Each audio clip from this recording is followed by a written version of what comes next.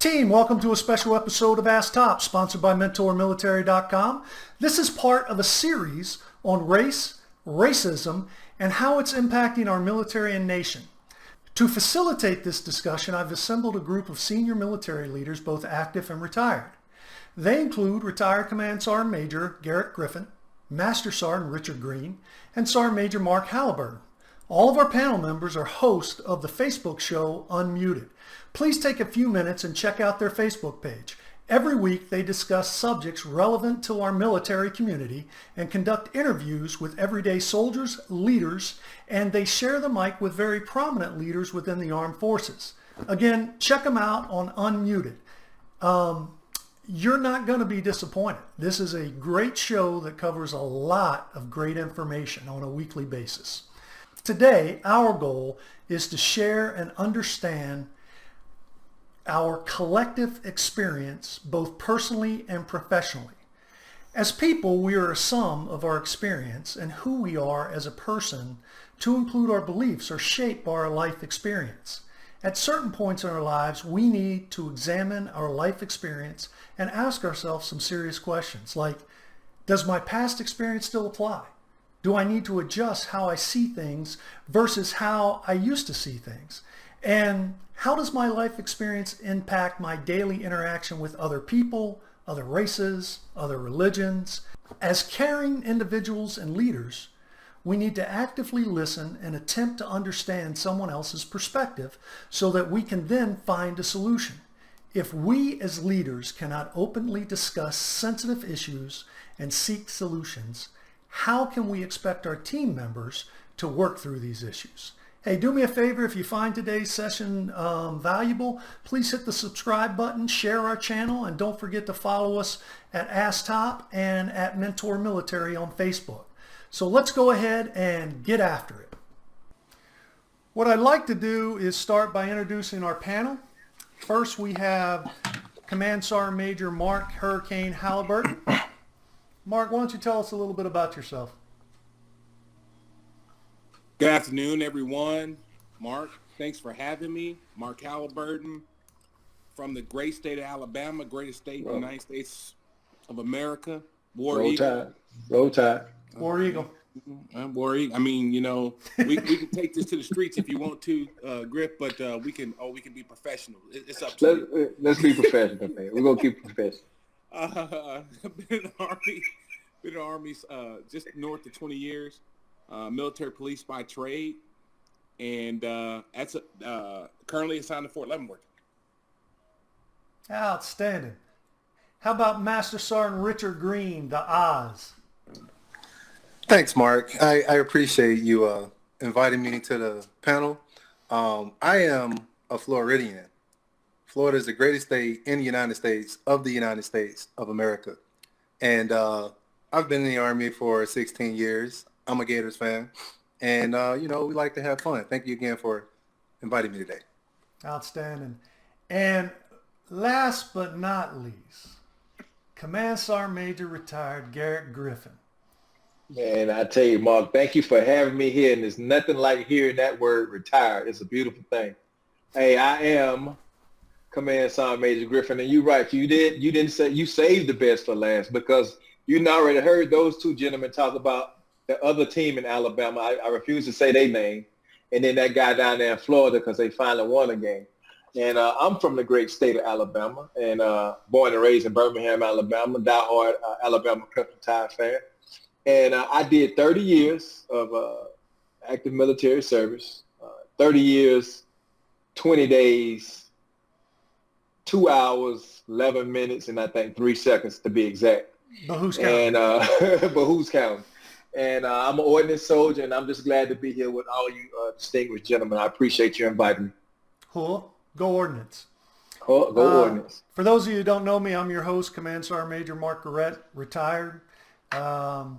Today I've asked this panel to get together so we can talk about some serious issues facing our country and our military. So with that said, let's go ahead and jump right into it, unless you guys have any questions for me.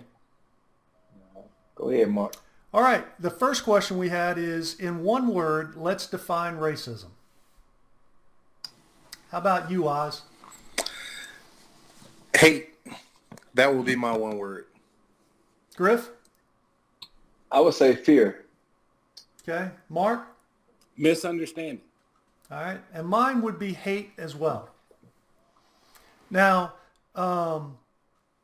let's go ahead and explain what that means to us, because I heard, two hates, a fear, and a misunderstanding. So talk to me, Oz, about that definition, what it means to you. The reason that I chose the word hate is because it kind of goes into Sergeant Major Halliburton's word of misunderstanding. When we look at history, like, I'm a firm believer in history is written by the winners, like the people that won at that time. And if you were to take history and look at it from how it was written, people arrive at certain, just this is how they see it, certain viewpoints based off of how it was written. And the reason that I say hate is because, like, people will spin it as if, like, oh, it wasn't about hate, it wasn't about fear, it wasn't about this, it was about economics. And that's the stance that they like to take to make it seem like it wasn't as ugly and as horrible as it was. So that's why I chose the word hate. Okay. Griff? Hey, so when I say fear, and it, again, almost tying into what Mark is saying, when I say fear, it's because of racism is something that's taught. And I just think people that teach a person to be racist, they instill fear in them of a particular race, and trying to make themselves seem like they're better than a different race, and they have a tendency to say that certain things about a particular race to fear that, to cause fear with a particular group of people, to cause them to be racist. Because I mean, too many times I done grew up and I've seen little young kids. You take two kids of two ethnic backgrounds, different, and they gonna play together because they know no different. And then at some point, some adult come into play and teaches them, or start putting stuff in their hair, and then they start getting fearful, and they start being afraid, and then they start having this ideology about how a particular race is, and then they start actually what we call the action start to happen, and then that's where racism comes into play. So I think that's why I chose the word fear. Okay. How about you, Hurricane? I think the word hate and the word fear is absolutely right. But I think when we hate something, it's because we don't understand it. And if we fear certain, because we don't understand it. And so I chose the word understanding because all things have to go back to the root cause. I mean, hate and fear are just symptoms of the root, which is misunderstanding. If you don't understand something, you're going to hate it, you're going to fear it. Mm-hmm. But once you understand, for instance, whether it's religion, if I'm a Muslim and I understand Christianity, I'm automatically fear it or hate it because I don't understand it, and vice versa. If I'm this race or whatever, once I understand something, I don't necessarily have to accept it, but I won't fear it or hate it because I understand it.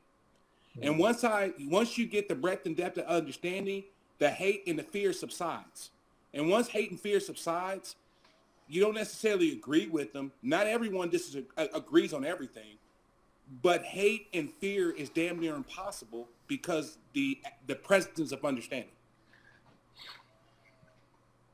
Wow, those are some great points, guys. And I think you wrapped it up there, Mark. Because, my word was hate as well.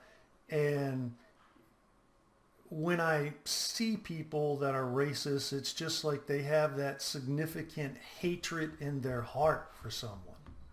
But, all right, so we got the definition out on the table of what we're talking about.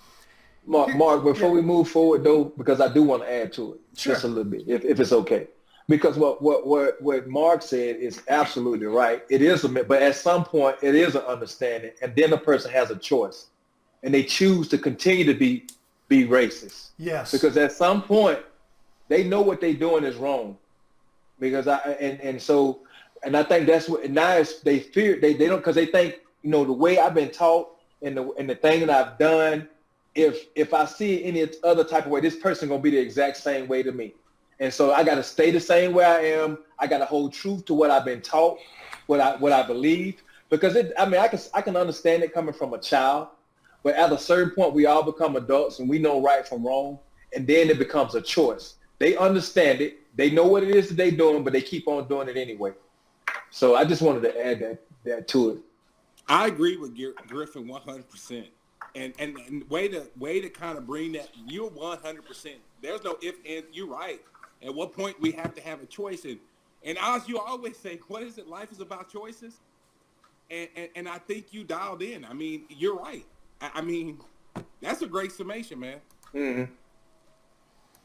Well, because at some point, like you said, you know right from wrong. And you have to make a conscious decision whether you're going to judge a man or a person by the content of their character. Or the color of their skin. Yep.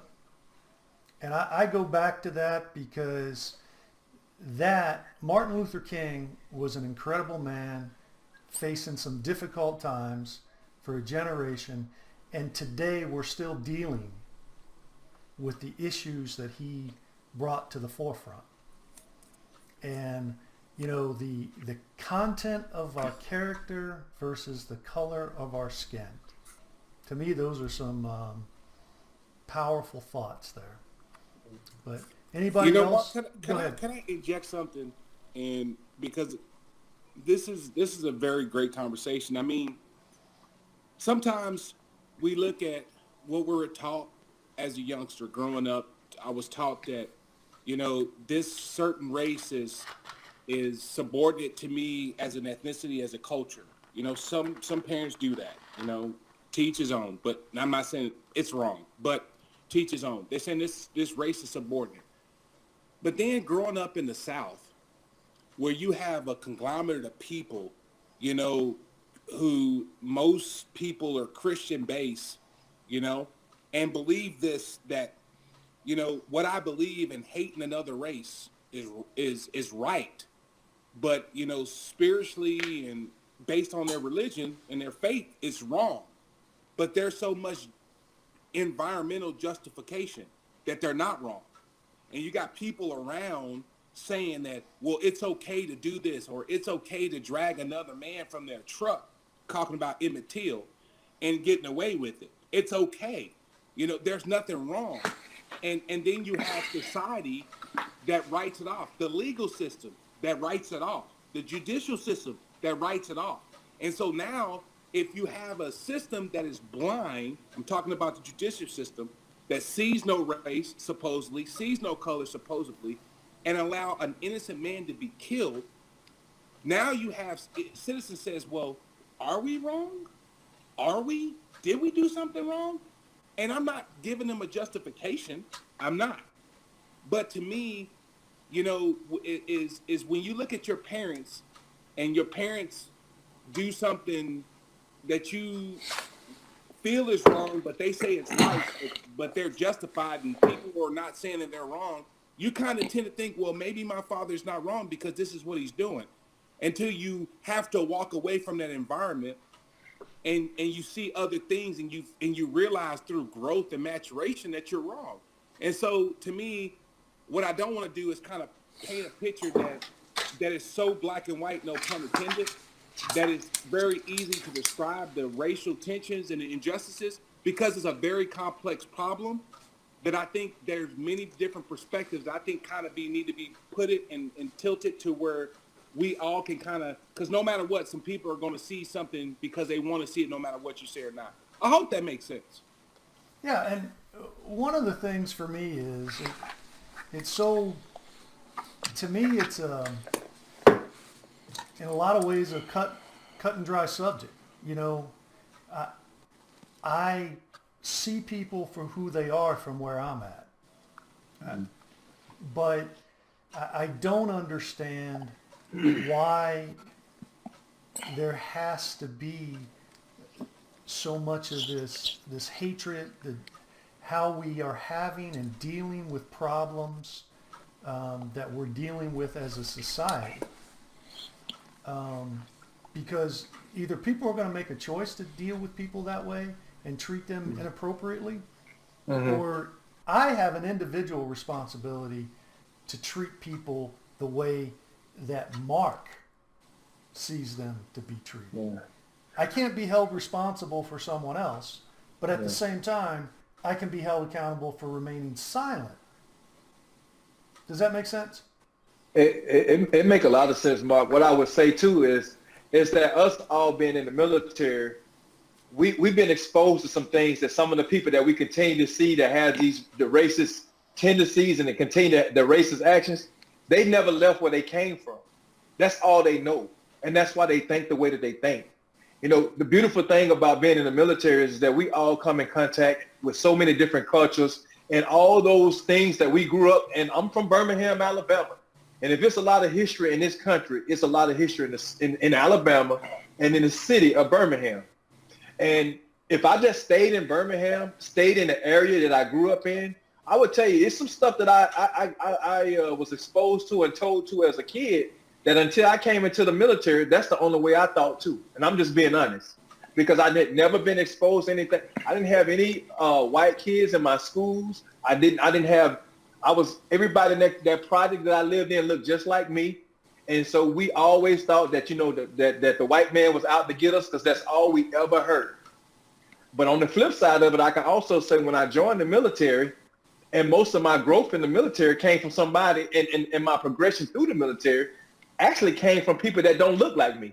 The ones that saw the leader in me, that saw the abilities in me, really was people that didn't look like me, and it was astonishing. And so I think that's the thing that when we say we don't understand it, it's because of our time in the military and all the things that we done became exposed to, that some of those people, they've been living in that little backwoods place or that little community all their life. That's all they know. And it's hard trying to ask them to change that thought process when that's all they know. Well, I grew up in the military brat, and finished up. My dad retired in Georgia. So kind of a similar story with regard to being in the South. But I went to a school that was predominantly black. We had no issues. Mm-hmm.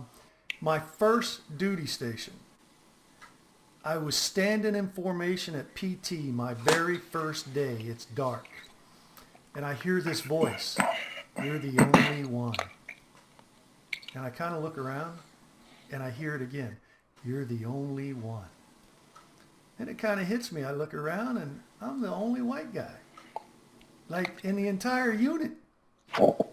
Turned out to be the best unit I was ever part of. And they gave me a name. You guys remember the green pickle suits? Yep. And we wore white T-shirts? Yep. Mm-hmm. So that was my name in the unit. They called me T-shirt. Best freaking unit I was ever in, man. Great leaders, good people. But that, for the most part, has been my experience. I've had some ugly experiences a couple times in my life. Yeah. That dealt with people being racist to me, but I have not had to deal with it in my face, I guess is the best way to say it. And I'd like to echo off of what Sergeant Major Griffin was saying, and Sergeant Major Halliburton as well. The Army was my change of environment. Like, Florida is rough.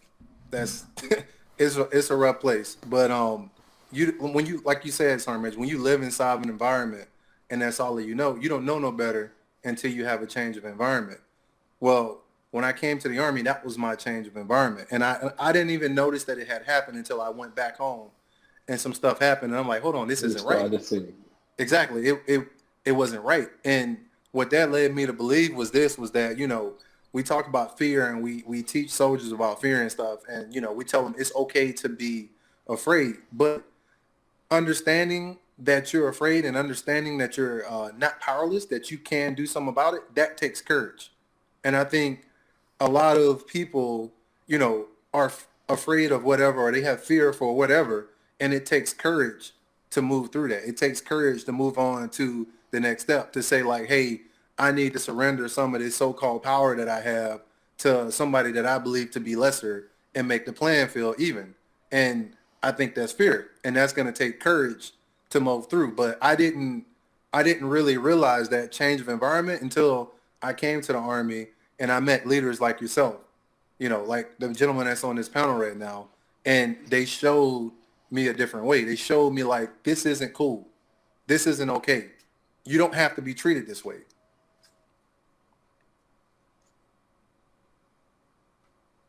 Mark, you got anything? I don't think it's a coincidence that the three members of this panel, excluding the host, are from the South.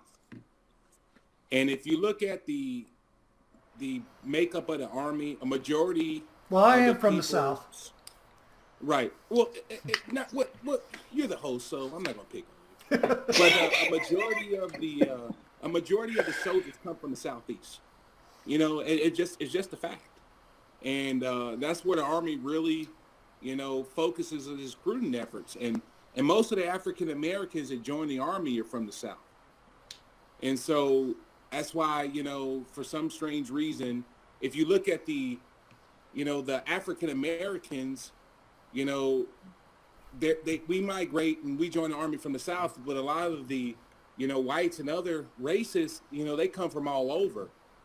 But from the South, there's just almost this culture mindset, and so we migrate to the Army and we join the Army, and then we're exposed to something that when I joined the Army, I went straight to Germany. Mind-blowing experience. Hell, I never left west of Mississippi, east of Georgia, south of Florida, and so now I find myself in Germany, and I was mind-blown. And it was an extremely difficult transition for me because of where I was from, and the back porch of Selma, the epicenter of Birmingham, Alabama that Griffith talked about. It was, and here I am now in Germany, and this is what's in the back of my head, and I'm looking around. Yeah, I'm used to being around a lot of whites and other races, non-blacks, but there was in Union Springs, it's called Division Road. It's called Division Road for a reason, right? It's not called Division Road because there's two divisions. It's called Division Roads because your ass stay on this side and you ain't going on that side. It was literally called that in Union Springs. And so my point is I guess coming into the Army, understanding that that we all have to become this melting pot, this constant pot of where we're all from all walks of life, and we have to get together to make this perfect stew.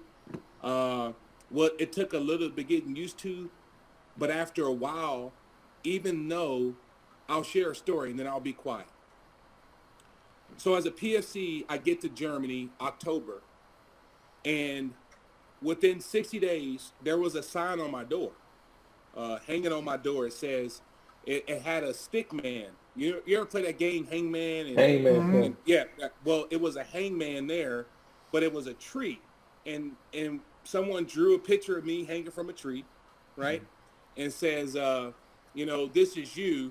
I know you from Alabama. Don't forget where you came from. The same rule applies in Germany as it applies in Alabama. This was me at 18 years old in Germany. Wow. And so being a military police, it's no secret. It's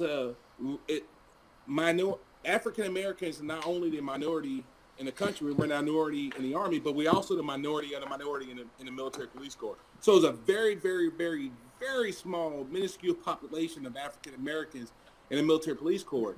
And like you, I was probably one of 5 African Americans in my unit in Germany. And it was a one, being an African American as a police officer is taboo. 2, being an African American police officer in a 90% all-white unit is taboo as well. And so here now I'm introduced into this scenario where I'm walking into my barracks room, and I was fearful. I was like, man, how did Alabama escape the Mason-Dixon line, cross the Atlantic Ocean, and find its way in Germany? How is this possible? And it kind of opened my eyes and forced me to be real defensive, and forced me to be real skeptical of communication and relationships I built. But through diversity and through education and understanding that the Army actually had rules, that people just can't talk to you the way they want to, and people can't do certain things that they got away with Alabama, it actually opened me up to trust the Army and the systems and the EO programs. It's like, wait a minute, he can't do that and get away with it. He like actually gets in trouble. And to me, that kind of opened me up to say, oh, wait a minute, I can do this Army thing, man, because, they can do that in the state of Alabama and get away with it. He ruined his career by saying that word. So to me, that was a breath of fresh air. Didn't mean to be so long, though. No, to me, what bothers me, well, I guess what's good about it too is in the military, I think we understand teamwork, family, pull together. Most of us anyway. There's problems out there. Don't get me wrong. Yeah. But the one good thing about the Army is there's a voice, and there are typically, generally, usually senior leaders that are not going to tolerate that crap. I mean, has that been your experience? No, you spot on, Mark. But again, when it's like you just said, the key word was senior leaders. Initially, because they coming from a background that stuff was done a certain way. Like Mark said, when he was that young private coming from Alabama to Germany, his mindset was because of what he grew up around. It took a while. It's an indoctrination phase for all of us when we come into the military because of how we grew up. And we want to hold on to the values and the beliefs that we were taught because, again, where did we see those values and beliefs come from? Yours is different because you grew up in the military. You're a military brat. Right. So you was exposed to stuff that many of us that was not military brats, we wasn't exposed to. I remember my battle buddy in basic training. He was from Arkansas. He and some of the things that would come out of his mouth, he just didn't know any better. He grew up, when he graduated, his graduation class was 6. They had K through 12 all in the same building. So you can already say that he grew up in a small area, and it was, initially some of the things he said, he didn't mean no harm. He just didn't know he was wrong. But after a while, after exposure and being able to have a conversation, he even came to me. Matter of fact, one of my god kids, his father, like you had a name, well, we call him he was a bleach brother with an attitude. And I love that. I love him to the death. That's what we call. He was a bleach brother, and I'm the godson. The godfather, his son. But his father, he sat down and told me. He said, "Man, Griff, I'm gonna be honest with you. And my first assignment was overseas too. I was in Korea, and so he was away from all that. We all over in Korea, and we Americans now. And so that pulled us all together too. Some of the color went out the window, but just being around me." He said, man, the stuff that I was taught by my father, I struggled with it for a while because that was my father. And my father was telling me this and telling me that. But now I get around y'all guys, and y'all treat me like I'm family. And so, again, it's an indoctrination phase for all of us. My kids, they don't see it either because they grew up in the military. My daughter was born at Fort Hood. My son was born in Germany. And so they already got that exposure of being with different cultures and stuff like that. But where I grew up at, I can just tell you it was different. And so that's the beautiful thing I think about the military. Like you said, we have our problems in the military. Everybody do. But when you start looking at a model on how to try to fix some things, you look no further. I just think you look no further than the military because a lot of corporate organizations, they call on us. Most of the leadership in some of those corporate organizations come from the military. And they take those values and stuff from what they learned in the military and incorporate them into those organizations. So I know we got other questions, man, but this one question right here just like opened up a whole bunch of stuff. And I'm loving this conversation. I'm loving this dialogue. But like you said, just definitely need to be happy. Well, need to be talked about. I think this question just lays the foundation for what's to come. Yeah, because you're right. There's no way to talk about everything and put everything on the table in one session. We could have 100 sessions and it wouldn't be on the table. If this was easy, this would have already been solved. Yeah, everybody would be doing it. The way I look at it, Mark, is a Pandora's box within the Pandora's box within the Pandora's box. There's so many layers to it. And you open up one box because sometimes, I know for me, and I'll just speak on my experience, sometimes we compartmentalize feelings and emotions or experiences that we have to and kind of justify them in our head and put them away. It was like, well, that's just the country. Even though it's flat ass wrong, right? We compartmentalize in my head.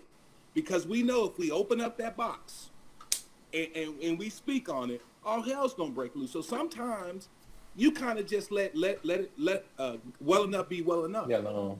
You know, because if we were to, and just is my opinion, if we were to speak about all the things that are going on amongst us, each other, within the Army, outside the Army, I would think it will create an environment that's so tumultuous and negative, because there's some things that I know I deal with. I choose not to speak about, whether it's just going to the gas station or walking to the mailbox or going to work and just noticing the different interactions I have. Sometimes it's just like, you know what? I just accept it, acknowledge it, and move on. Because if I stop every single time it is to address an issue that I can deem to be racial, I would never get my job done. You know, let me weigh in on that. I went to Defense Equal Opportunity Management Institute, DEOMI, and in my small group, there was a black female E7 out of the Army and an E9, out of the Marine Corps. Both of them were pretty, what I felt like in the beginning was militant, but we became good friends. And one of the things Gunn said to me was, hey, how many times you ever had to deal with racism in your life? 3 or 4 times, pretty ugly. How'd it make you feel? Made me want to hurt somebody. Okay, so now why don't you imagine feeling that a couple times a week, a couple times a month, 20 times a year? And you know, until he said that, it never hit me. I was pretty upset, man, those 4 times that it happened to me, and it was ugly. And I didn't do anything. And to be hated for something that I couldn't control and to be mistreated that way. But when he put it in a perspective for me of welcome to my life every day. And then there was something else when he said, you know, when I talk to a person and this person ticks me off, doesn't treat me right, I have to ask, is this person having a hard day?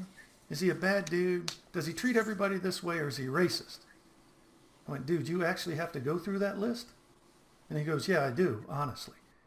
I was like, that's not the way I'd like to live my life. But he said, that's where I grew up. That's where I come from. And I have to look at it through that filter. And just what you said, Mark, if I stop too long, I'm going to be dealing with things I really don't need to be dealing with. Just let it go. And I'm like, wow, to me, that's not even right. Let it go. But yeah, I just wanted to throw that out there because he drove it home for me. And I think the let it go piece comes from, it's kind of like in the military. You know, you can't fight everything. You got to pick your battles. You know, you can't, because if you're constantly fighting everything, then people stop listening.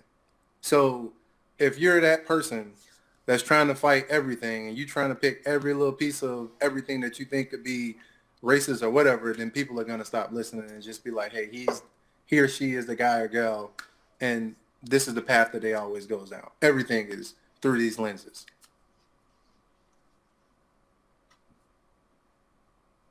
Griff, you got anything?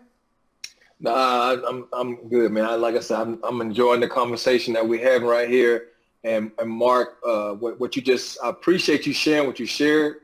And I would just tell you, not to say every African American, but most African Americans, that is how we live on a daily basis.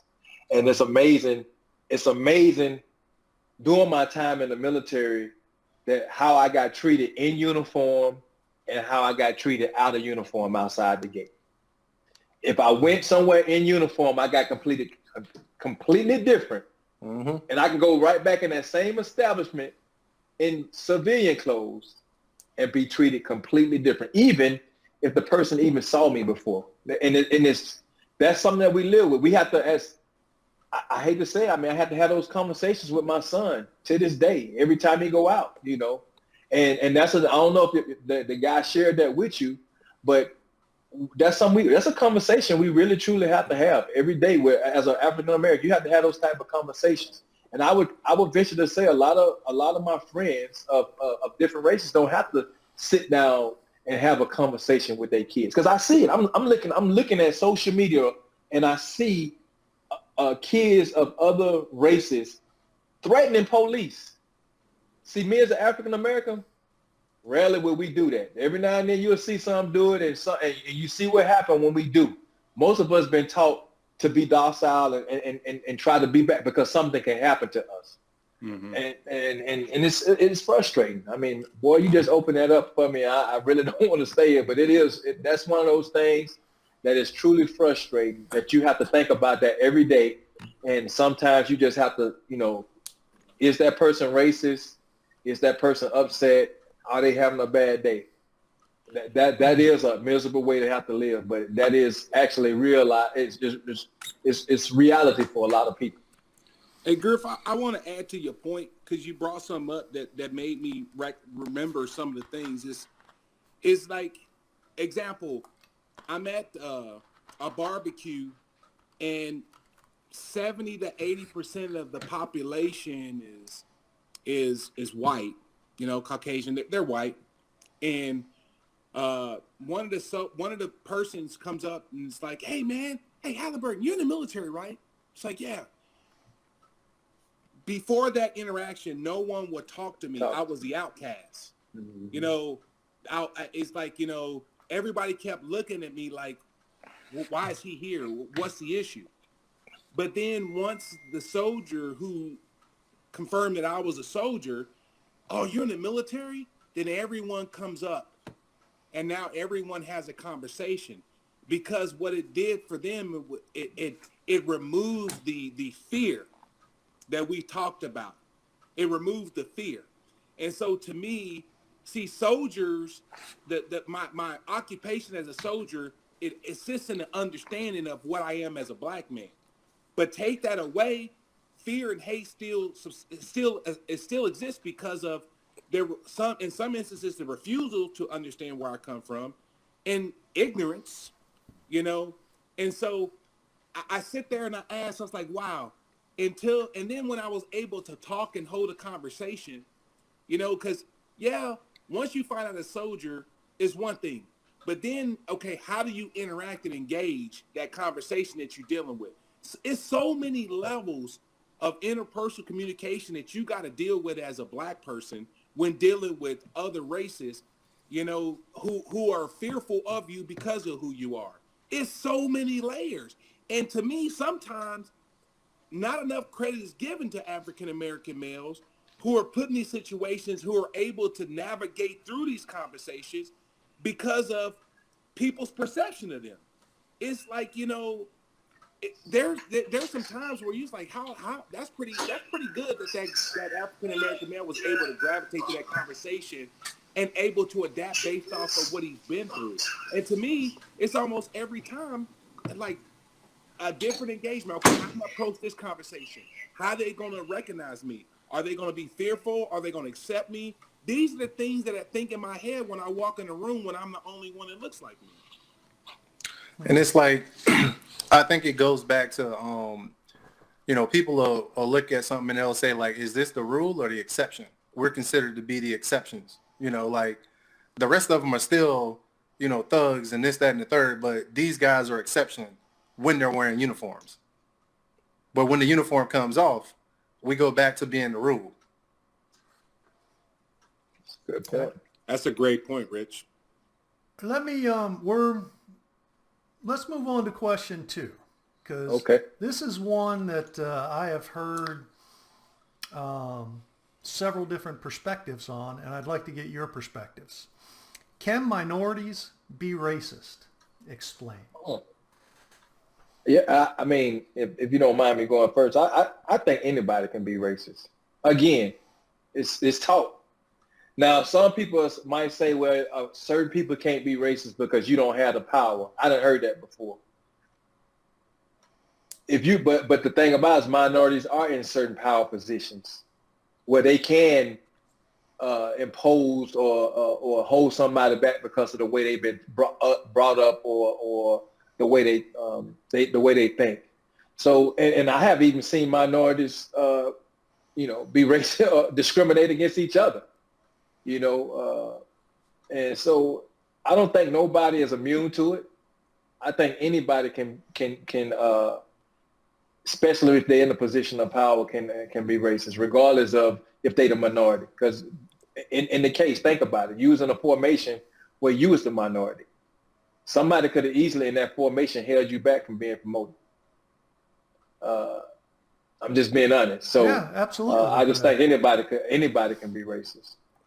And I agree. And that goes back to the history piece that I came out with at the very beginning. I've had so many people try to tell me like, slavery wasn't about racism and this, that, and the third. It was a economic thing. And to be racist, you got to have, power and authority and all of this other stuff. But that's why I chose the word I chose, which was hate. Like, I don't subscribe to the understanding that racism, has to do with power, with how much power that you have. Nasty attitudes, freaking treating people in a way that they should not be treated. Like, all of this stuff goes into it. I'm not going to allow myself to be limited to that small understanding of what racism is, because when you do that, every time I hear something, I always ask myself something. When I read history, who stands to gain from the narrative? That's what I always ask myself every time I look into history. Because, like, when you look at German history and what they did, it's very clear and cut. Nobody's taking up for anybody. The facts are there, But when you come over and you look into the United States and our history, it's not like that. It's so many different narratives that people try to spin. And when you talk to these like history buffs and stuff like that, depending upon who you talk to, they're going to say history in a different way. There's a different meaning or a different understanding. And that's why I chose the word hate.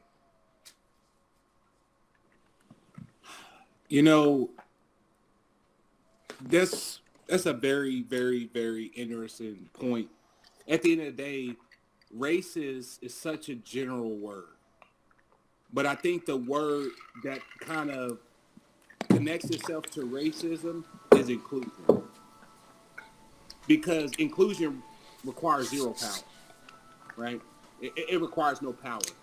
If you exclude or do not include a race or a certain group of people into an equation or a lifestyle or a way of life simply because of the way it look like, to me, that's where a lot of our issues derive from. And I agree that slavery was an economic issue, not to go down that rabbit hole. It was, but at the same token, it was an economic. Okay, if it was why were blacks chosen?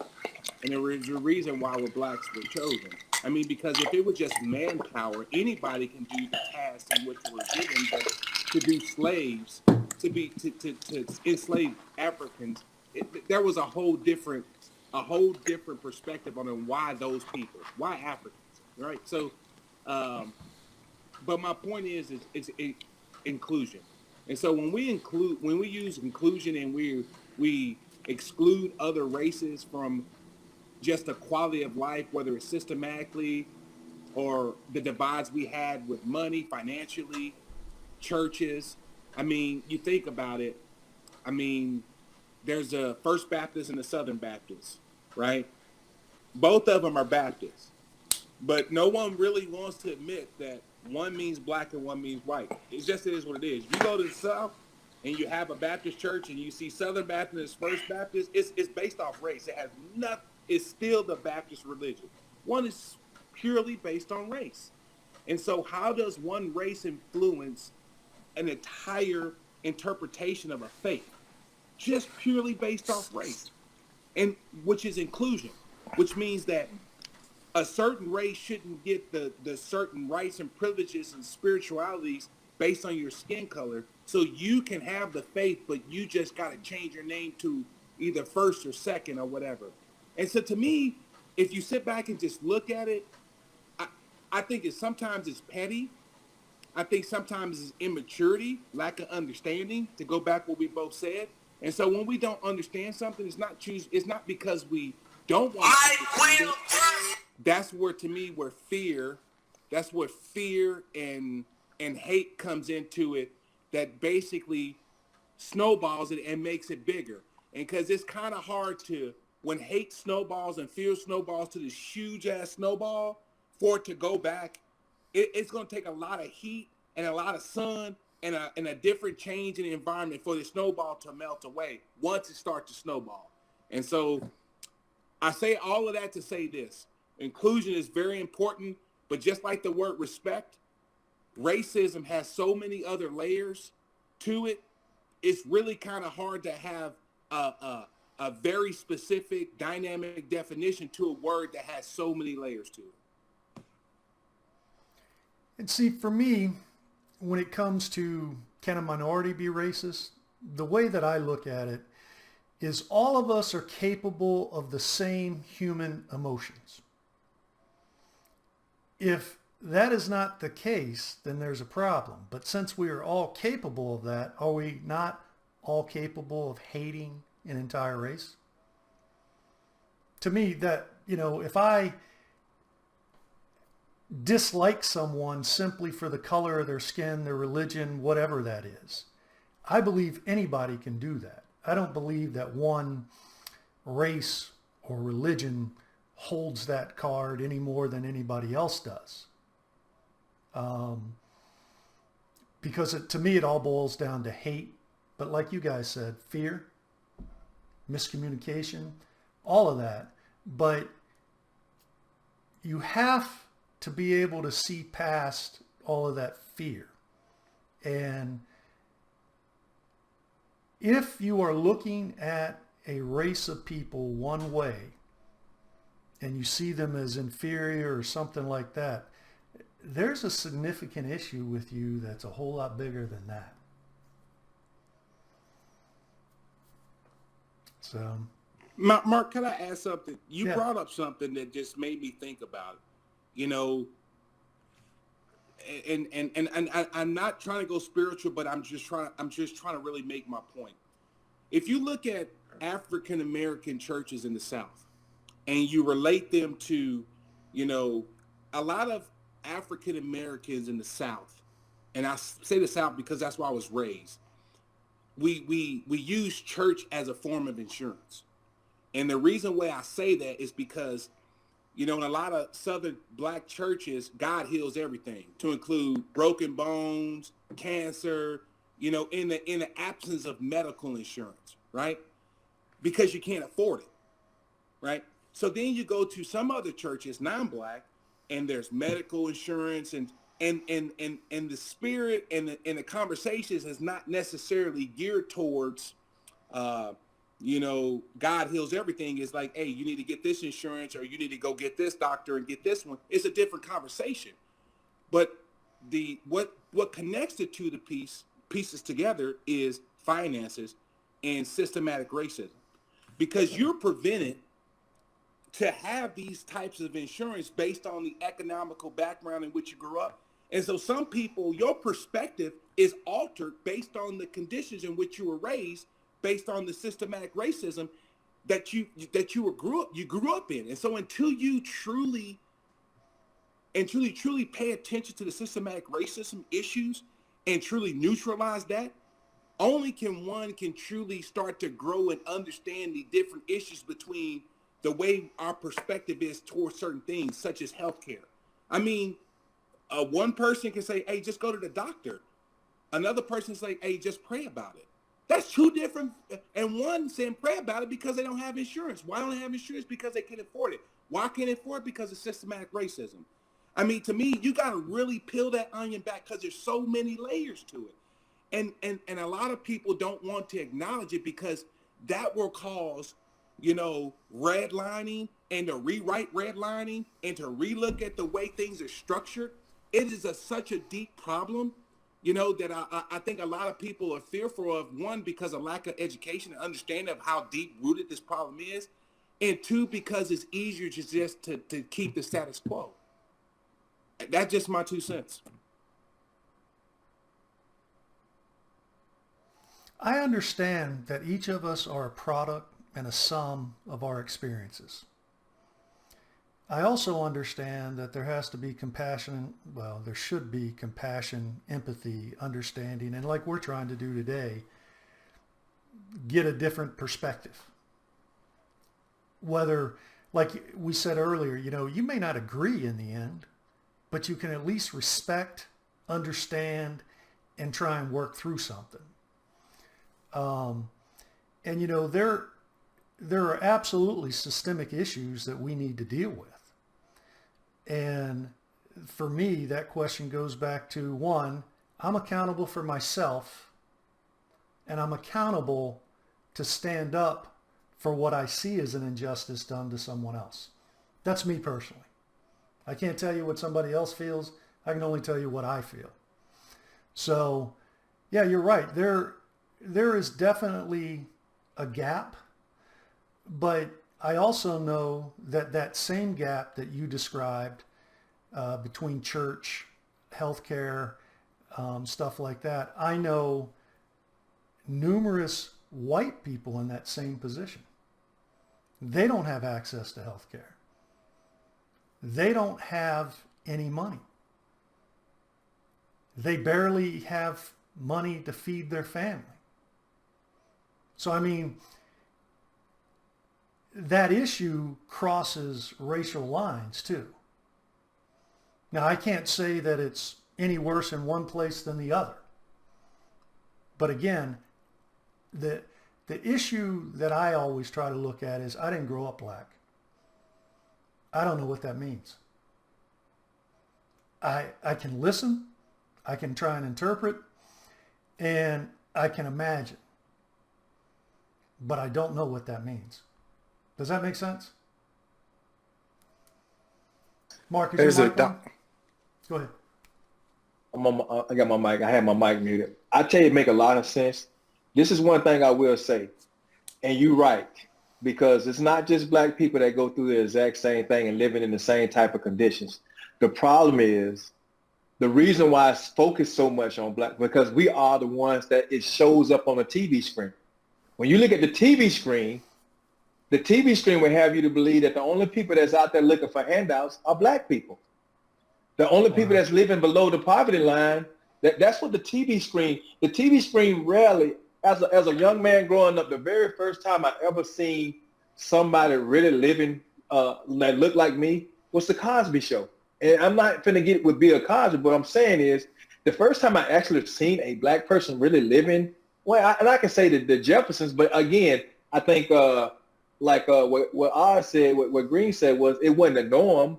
They was the exception.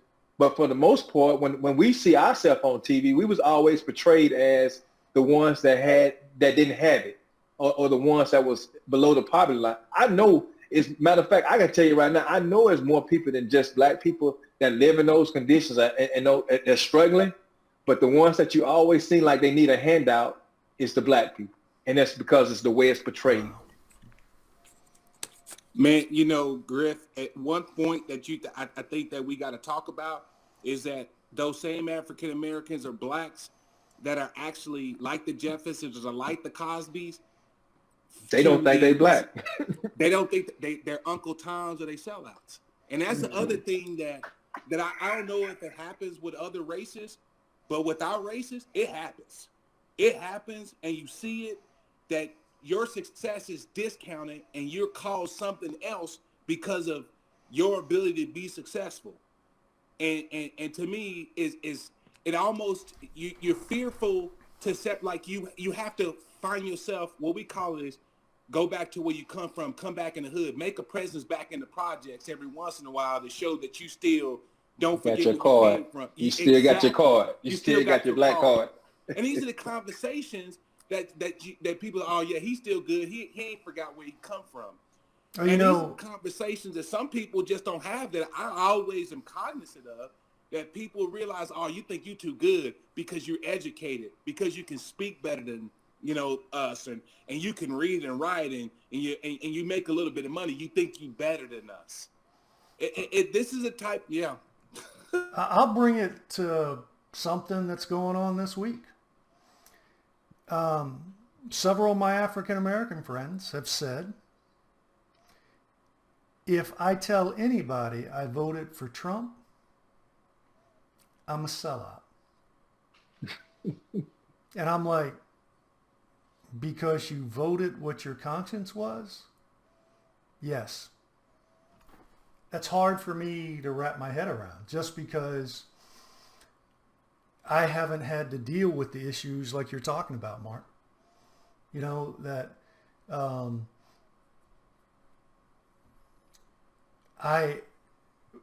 feeling like a sellout because I am achieving something. And that's tough, man. How do you, and that's going to be one of the questions we go into one of the other parts of the series where we discuss, I think it was actually your question, Mark. How do you serve in the military and still be, I can't remember how you phrased it. Let me see if I can find it in the question list. How do African American soldiers deal with feeling like a sellout while supporting the Constitution? So let's go ahead and grab that now. I mean, we put I mean, we can, but I want to go back to something that I think that is another snowball effect of what we deal with as African Americans or blacks. Is that, you brought up what's going on this week, and I guess what a lot of African Americans don't know is that the roles were reversed in the 60s. African Americans used to be Republicans, not Democrats. And they can thank Barry Goldwater for that. Barry Goldwater, a lot of African Americans don't know Barry Goldwater is the reason why we're Democrats instead of Republicans. It's Barry Goldwater and his whole conversation with Nixon and forcing Nixon out of the office. I'm not gonna give a history lesson, but my point is some blacks don't know why they're Democrat, and they're Democrat just because of they turn their backs on the Republican Party because of Barry Goldwater. And it's not because of it could become some of the evolving ideologies that we have and some of the things that we have gravitated towards because of today's economy and things of that nature.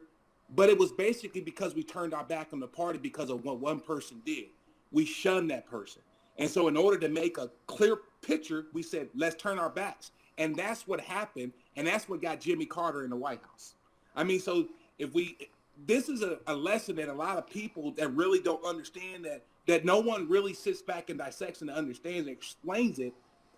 But, as time evolves, different parties have different ideology change, more become progressive. And I don't want to turn this to a political question or point, but my point is sometimes we as African Americans do certain things, don't know why we do them, and we just go with the flow.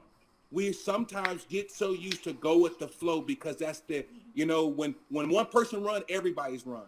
When one person does this, everyone does this because we don't want to change the ebb and the way things flows because of what has happened historically. When you went against the grain, you got your fourth point of contact smashed in and your head beat in. When you did this, there was consequences. And so systematically and historically, all these things compound and our way of thinking is sometimes skewed. And I sit back and I ask, why do we think this way? And there's a lot of reasons, but history has not been really kind to us as we evolve and thinking the way we do. I threw a lot of stuff out there, but I hope that makes sense. Hey guys, I want to start. We kind of covered, we touched on them. I won't say we covered anything. We touched on a lot of stuff. We're pushing an hour. We talked briefly. One of the questions was, how is racism in the military looked at compared to the civilian sector? Is there a difference? You guys have already shared about the difference between showing up someplace in uniform, going back there and being out of uniform, and it being like you totally different. And the last one was, what is the perception of racism from a majority perspective? I think we discussed that one as well. But is there anything round robin you guys want to throw out there before we wrap this up for today? We got two more segments coming up later on. Yeah, I think, Mark, I think we can carry him. What I would like to say is, especially when the one question that you talked about, I think uh, how racism is viewed in the military compared to in the civilian world. I think we address it better. I'm not saying that in the military it doesn't happen, but I think we address it a whole lot better in my eyes and through my history, my 30 years in the military. It's a lot of things that I've seen growing up prior to coming to the military that people just, they'll turn a blind eye to, that we address it in the military. Not going to say the outcome always come right, but we do address it, because at the end of the day, we realize that all us bleed the same color, and that's red. And so we do take in consideration people's feelings, and that's why we have stuff like EO and IG. We have programs like that in place to address some of those things that in a civilian world, they really don't address that type of stuff.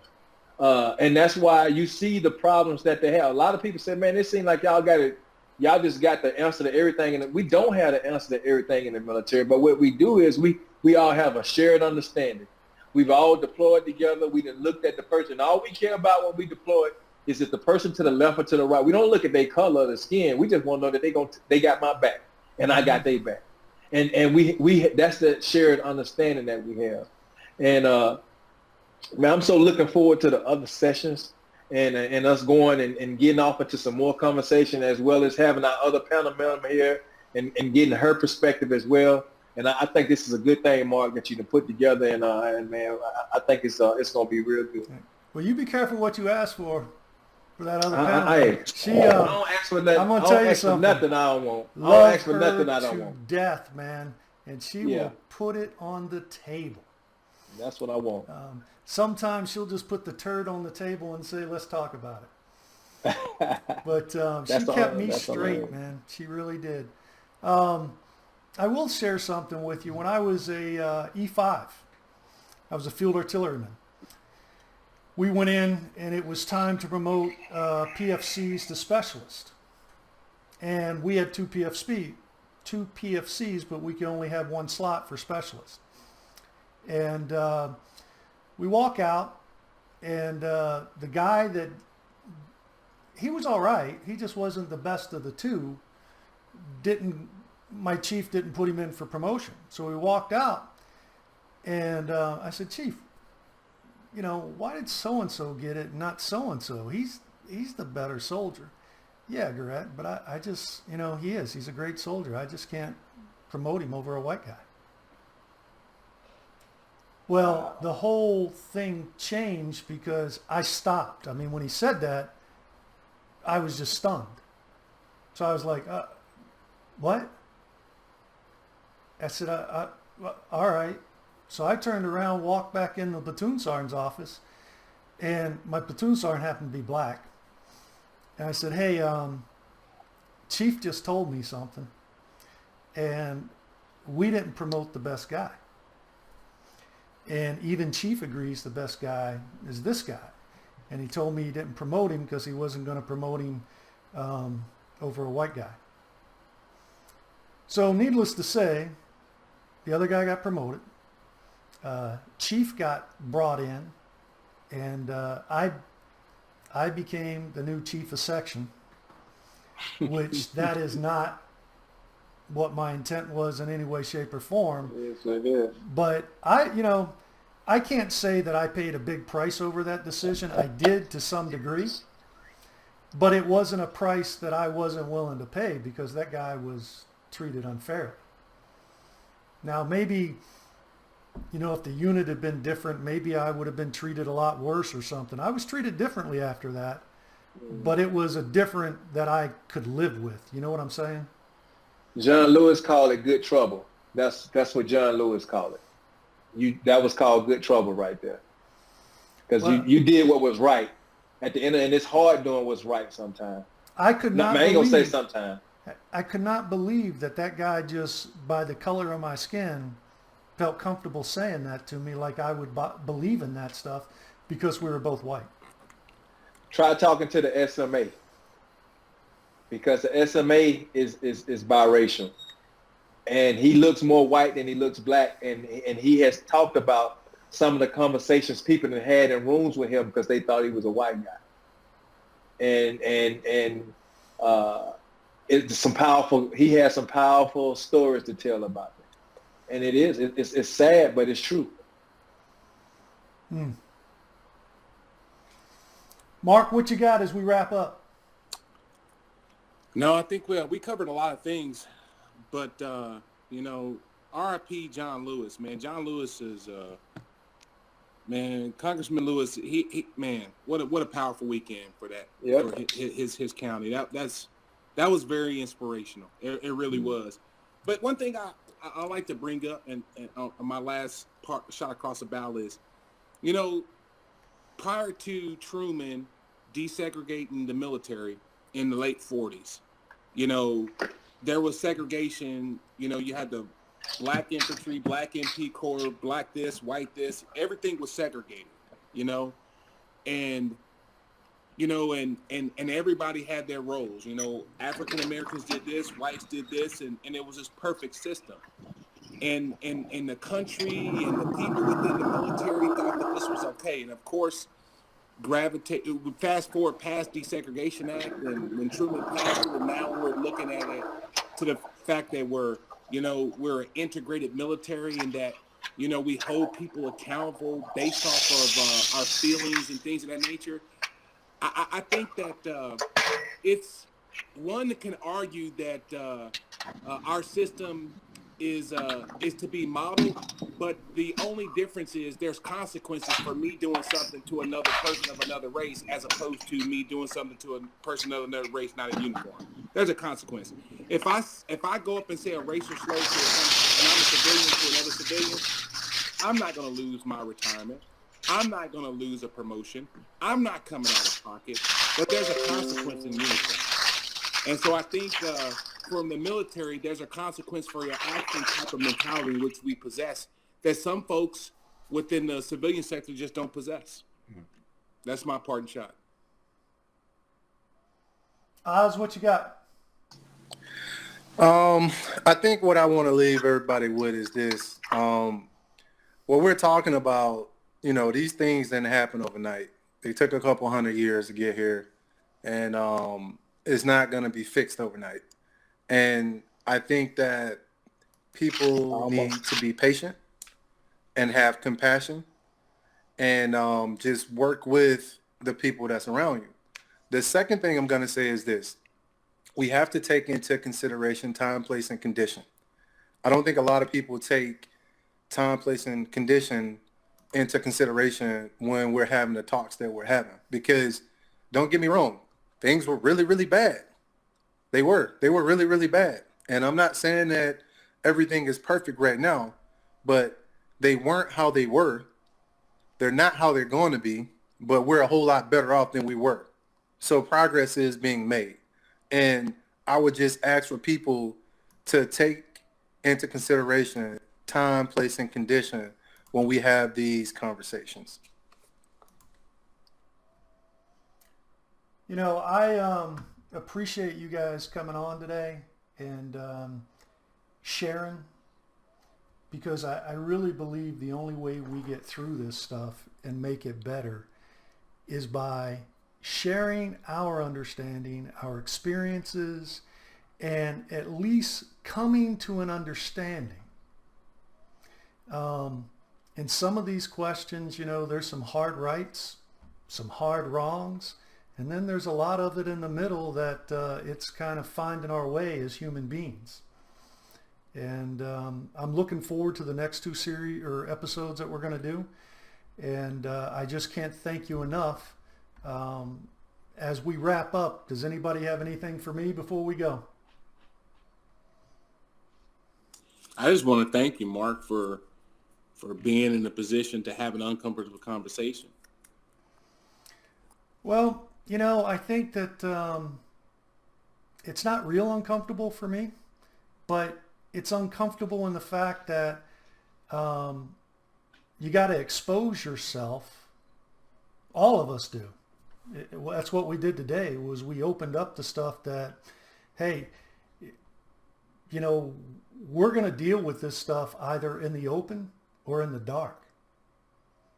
I'd rather put it out in the open and find a way to pull people in, be part of a team, and love my brother. I mean, but all right, guys, we're going to wrap this one up, and we'll get ready to put another episode out next week. All right. You guys take care. Thanks for being part of Ask Top. Cool. Take care. All right. Have a good one. Yep. We trust you got something meaningful out of today's discussion. While we may not agree on all the points raised in today's discussion, we respect one another and each other's opinion. It's our sincere desire that this episode will help you communicate openly with members of your network so that we can collectively reach meaningful and actionable solutions. Hey, don't forget to follow Mark, Oz, and Garrick on their Facebook page, Unmuted. And if you found value in today's discussion, please hit the subscribe button, share our channel, and don't forget to follow us on Facebook at AskTop and at Mentor Military. Thanks for watching, and until next time, stay safe and stay healthy.